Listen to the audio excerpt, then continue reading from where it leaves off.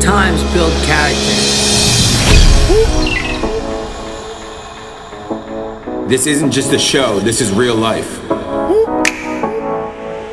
It's not about how you start, it's about how you finish. You gotta see it before anyone else can see it. Every second, every minute, every day.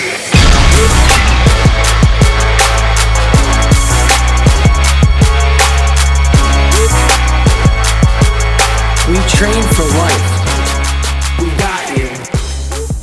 Welcome to the Relentless Way podcast. I'm Paul Alvear. This is my longtime friend and business partner, Matt Strout.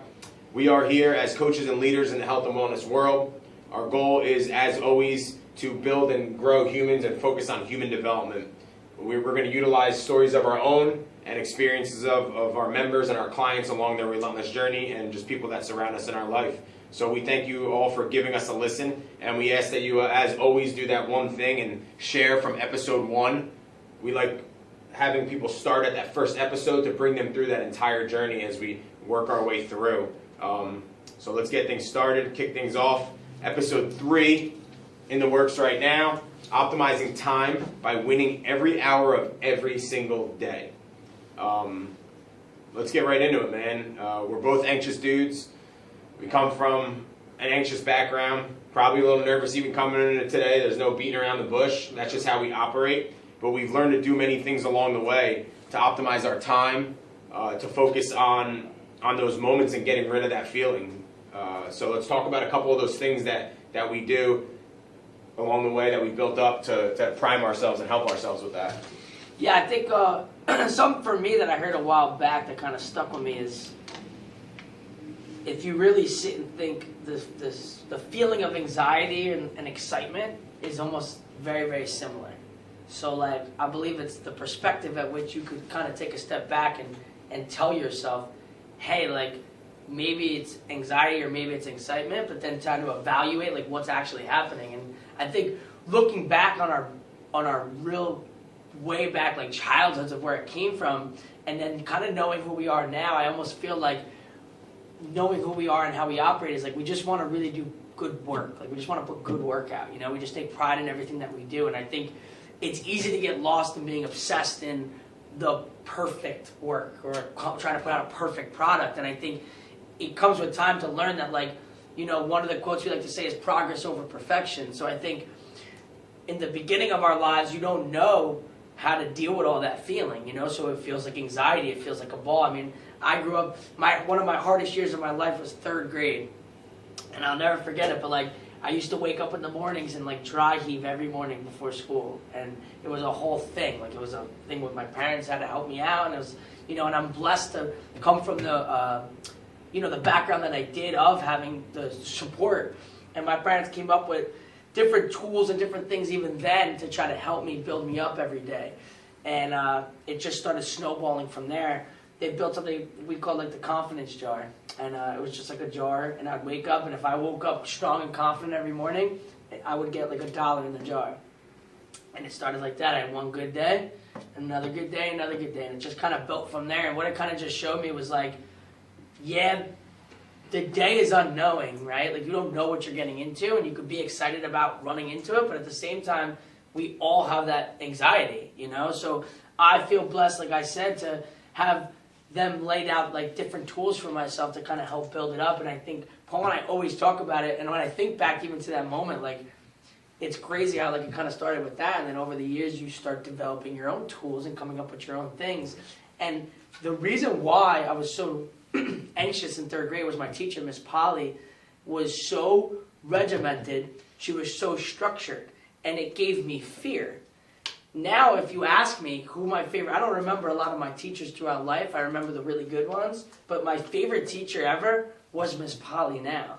And it's funny because she was the pressure, right, that I thought was pressure of having structure and routine and all these things was really the secret juice that I needed. So at first, in the beginning of the year, it was scary, anxiety-ridden, and I was like, oh my God. By the end of the year, it changed me and it helped me really foster my own thoughts and how to deal with a lot of that stuff. Looking back, I'm like, wow, you know, and it's like crazy. Remember certain things like that. And now she's the teacher that stuck out to me. So It really is.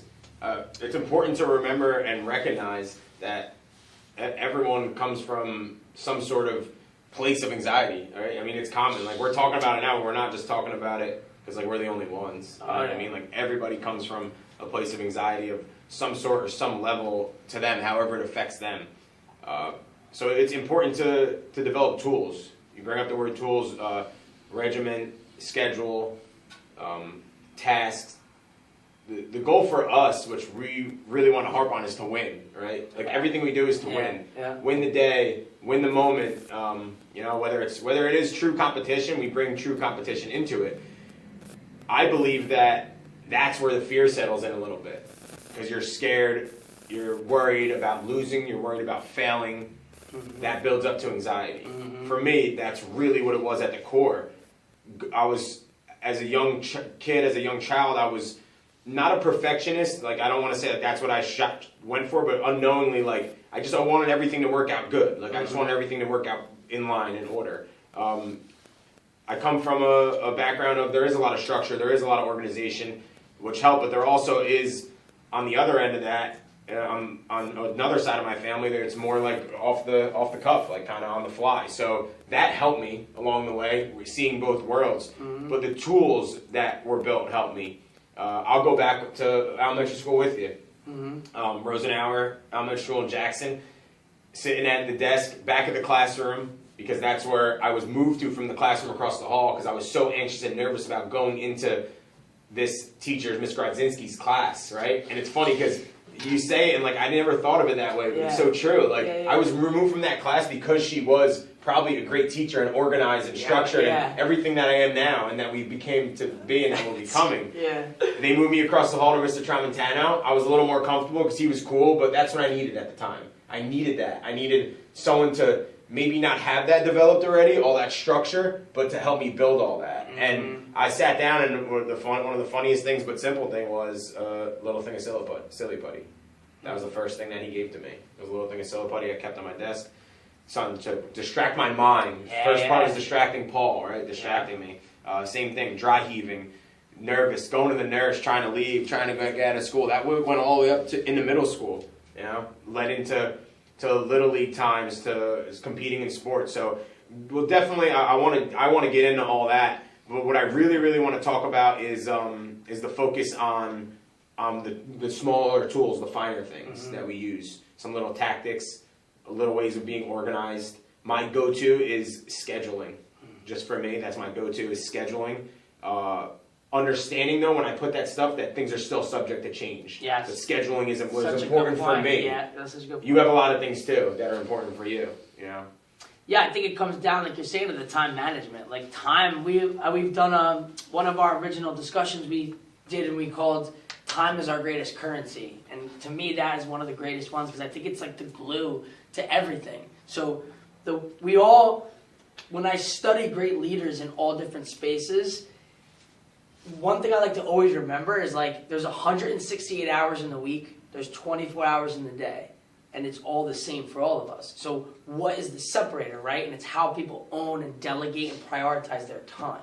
So for me, throughout my journey, the place that I'm at now mentally of how I approach life is I've competed with a lot of different things, right? Whether it be sports, other people, that old like chip on your shoulder where I'm doing this to put this in someone's face, or doing this to prove them all wrong. Like, I've gone through those phases too. Ed Milet, someone that I love to follow, he likes to call that cheap motivation kind of. So every once in a while when you're feeling a little down on yourself, you can use some of that stuff. But I believe the goal, and you want to aspire to get to the point where I feel like I'm getting to, and it's forever a game, right? It's an everyday thing. This is not something that you get to, and it's just like, oh, I'm there. Mm-hmm. This is an everyday thing that you have to be persistent on building, but it's to get to the point where I'm just competing with myself to become the next best version of myself, and time. So those are my competitors. Like, how do I own time? Like, am I owning time to the point where, like you're saying, every hour, every minute, every second, what am I doing? Am I getting better? Am I making progress in my professional life, in my personal life? Like, where am I moving? Like, I don't have too much stagnant time. Because for me, I see the big vision, right, that we're fighting and working for since we're little. And if you get lost in the far vision, that really breeds anxiety. Because, listen, we've been doing this for a long time, and did we think that we would have our relentless compound by now? Of course we did. But do we? Not yet. Are we better than where we started from the beginning? Of course. Are we done yet? No. So, but if we get lost in only seeing that, it gives us that anxiety that we're not being present in the moment. So it's important to know that far vision and see it, but then to bring yourself all the way back down, like Paul's saying, we take pride in our schedule. It's week to week, it's day to day, it's hour to hour. What are we doing to push us a little bit closer to the vision? Yeah, that idle time could do it alone. Is dangerous. It's real dangerous. That idle time, just on its own, especially as you get deeper into things, into the process of things, whether it's preparing for sport or for work or for life, whatever your battle is for that moment. Idle time can be dangerous because that idle mind goes into some deep places. So controlling that as well, that was a big thing for me. It was controlling that my downtime, optimizing the moments, right? Goes along with scheduling. But now when I'm diving into that schedule and I'm going to complete these tasks, how am I going about it? How really in it am I? Am I living in the moment? You know? And I still, to this day, maybe don't do that at the best level of that I do other things, and I recognize it, and it's something that I worked on, or I'm working on still, is really being in the moment, whether it's time with family, whether it's time with a friend, whether it's with a client in that session. As much as you want to get all these things done, and you have the fear of not getting them done and not meeting timelines, not meeting deadlines, take your time. Sometimes step back, take a deep breath. You say that a lot to me. I like to go fast. We all do, but sometimes I get ahead, and sometimes just focusing on optimizing that time and not letting idle time take over. A big moment that I recognized that, but maybe didn't capitalize on it and didn't promote growth in it, was I was 11, 12 years old. It was All-Star season for the Little League, which always is fun and exciting. And we were going into, it was just a tournament that year. No, it was districts because it was 12 years old. So that's the chance to go to Cooperstown and go to the big thing. We had a really, really good squad. We had a real good team. And I'm not saying this because we were good. Little League-wise, we were supposed to go far in our area, right? We had, who ended up being a professional baseball player, Anthony Renato was one of our pitchers. I was on the team. We were 12. We were young. So no one knew where we were going to go, but there was all this hype and this build-up, right? I was nervous already for the game. I got nervous for every game. They had a designated coach for me, Coach Harold, who would bring me to the side field and warm up with me. No matter what. If I was pitching that day, I was playing the field, we would play catch, and he would do what? He would distract my mind and keep me separated from everything going on. You might say it's Little League. What are you distracted by? Me, I was so honed in on winning, and not even the competitive end, but just having success and everything going okay and nothing bad happening. In the end, my biggest strength was being able to reflect and say, nothing bad happened, and reminding yourself that every time. Correct. So we're going into Manchester Little League. I remember we're driving, we're in the van, we're with my parents, my grandmother was in the car. I remember we're driving, I'm nervous. So it always came to that point where everyone knew what was going on, right? And I just didn't want to say it. I was about to throw up in the car, and I've done it before, and I'm sitting there, and I'm freaking out. I'm inside, I'm freaking out. We're going to this tournament. We're one of the best teams we're supposed to be. We're supposed to go far. We're supposed to all this, instead of just focusing on what we prepared for. But I didn't have that mindset as a 12-year-old. So we pull up, we get there, and I look out the front window, and when I looked out, I realized everyone knew but me, but there's ESPN cameras there. So, of course, I look at my mom, and I might have almost came to tears. I don't remember, but I'm looking at her and she's like, you're fine. Everything's good. Get out the car. Coach Harold's going to meet you. They had it all set up already. I walk over to the right, the back end of the field. He brings me to the side field. Right? We were playing Toms River East Little League. It was years after they won. It was one of their anniversaries after they won the whole thing with the team of Todd Frazier and all them. Yeah. And there was the season was there. It was an ESPN show called The Season. So there's cameras everywhere. There's they're posted up. They're following this team to see how they do on the 5-year, 10-year, whatever anniversary it was. So it was our first game of the tournament. We go in. Long story short, we win. I had a great game. Hit a home run. Anthony pitched well. Everything went well. So what I learned in that moment was reflect on everything after. When I started doing that, I remembered that moment. I went back to it at a point when I was older in college and getting out of college and started getting into more life stuff. That take a minute after the things that you think are going to be awful and horrible to look back, reflect how it went, and understand that we're still here, we're still alive, we have everything to be thankful for. And that's a word that was, I think it might be a made-up word, was called awfulizing, right? Awfulization. Well, there was someone I spoke to in college that brought that, I kind of brought that up. They asked how I felt, and that's what I said. And they were like, run with that, use that. And like, your goal is not to awfulize, is to reflect back and understand that everything was okay. And that just builds every time. Because then every time you build more confidence in yourself, you know? So it's crazy, the little in between, the little games you have to play. The mind is a crazy thing and goes crazy places, and anxiety is a deep place it could get. But we could go on for days with No, I stories love and that. stuff, I love that. And it's I cool. think That's one of my favorite. Me, that's what I go back to. I love that story, and I think another thing to add to that when you reflected back would be to believe in your preparation. Right? So in the moment of you perform in public in what you do in private, right? Like what you do in private shines in public. That's better said.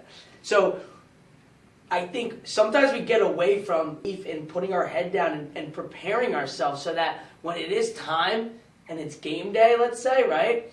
I like to approach every day now on this journey like every day is game day. So to me now, that's all I know. I wake up every morning and I prime like every day is the biggest day. Like every day's got to count now. So it's not like, all right, Friday's the big day. Like every day's the big day for me. So that mindset could be very overwhelming.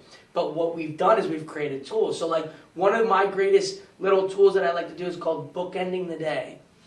So I have a massive amount of control on the beginning part of my day and the end part of my day. Okay, so I bookend my day.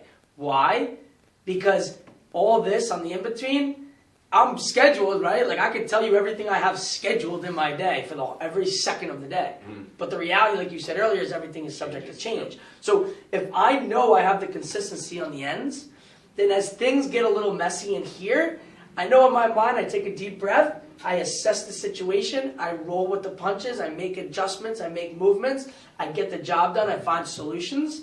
Because I also know that at the end of the day, when I get to that certain point and I can start going through the end of my day, I have the consistency, right? The chaos, I have consistency on either end of the chaos. So that, the preparation, in the morning I prime myself for the unknown. At the end, I reflect and I prepare myself for the next day.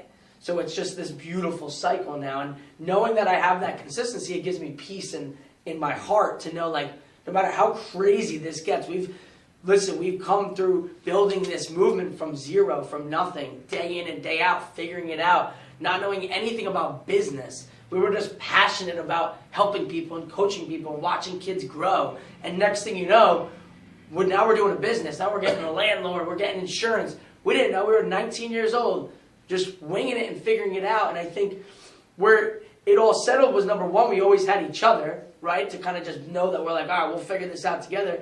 But at the end of the day, too, we had to create these consistencies for ourselves because there was so much inconsistency. There was so much unknowingness. Yeah, we didn't give ourselves too much time to think about it because we just kept rolling. So it's one of those things where, like, when you do get the ball rolling and you fill those days and those moments, you don't look back. Or you do look back and you're like, wow, like, wait, how'd we get here? You know what I mean? Which is cool. And that's with anything in life, not just building a business.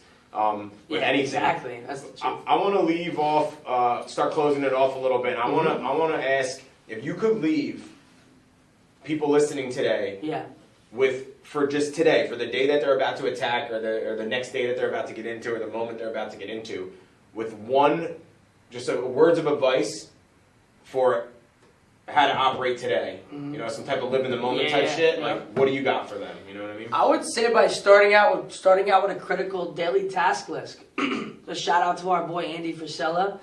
He's a big fan of it, but he it's about taking 3 to 5 critical tasks that need to get done today, and those things need to be written down that aren't like your natural standards, right? So like we all know that there's crucial things that need to get done that you kind of just do, which is great. But the things that you know in your mind, because we all know it, The things that you know that you have to get done today that's going to really push you to the next best version of yourself, whether it be personally or professionally, put them on a piece of paper. I'm a big advocate of, Paul and I really meet on this level of big picture, but coming down to the day. That's what we're talking about. What can I do today? Because if you get too far here, it's overwhelming. So pull it back today and write them down. Put them on paper, see them. There's something special about finding it in your mind, taking your hand and writing it on paper, Right. seeing it. And then when it's called making a list and calling the list. See the list and cross it off. Beautiful. There's glory in putting that line or check mark, whatever you do. Andy and Sal credit their father a lot to them instilling this into them. And the saying that they have been bred into is make a list, call a list. When do you do the list? Now. Right? It's like know it, see it, and then start doing it. Because the sooner you get those things done, number one, you feel that much more accomplished, right? Because you know that you did these things. And now you're kind of teaching yourself the feeling that's released. And then we get into like the physiological side of the chemicals get released, that when you set a mark for yourself and you accomplish it, you feel proud, you feel confident, you feel like, okay, I can do this. And then it's one thing, now it's two things, and maybe it's three things, right? Start with 3 to 5 things per day. So instead of saying, oh my God, like when we started out, we wanted to take over the whole industry. We're recreating the industry. Are we doing that still? Right. Yeah. But there was a moment where Paul and I sat down and said, all right, let's not lose sight of this, but let's take over the community now, right? And we did that. That was a few years back, and we really put our head down to taking over the community. And for us, that was like that step back for the business movement. And I think from that point, then it went down to the day-to-day task. And I think that would be something that you could do right now in this moment. When this ends today, take out a piece of paper and write it down on paper. Put it in your pocket. Carry it with you and see that stuff get crossed off. Yep. And in order to get after that, you got to bring that hard work. None of that's going to happen without the hard work, without the grit, without the effort, without putting it forward. We're always going to remind you about that. Something that is built and embedded inside of us, and we're going to keep bringing that energy to you. So another episode down, The Relentless Way. Thanks again for joining in. Share it away. Pass it on throughout the day. Text it to your friends, family. Use the links. Share it on social, Facebook, Instagram, all over the place. Thanks for tuning in, and we'll catch you next time. Thank you, guys.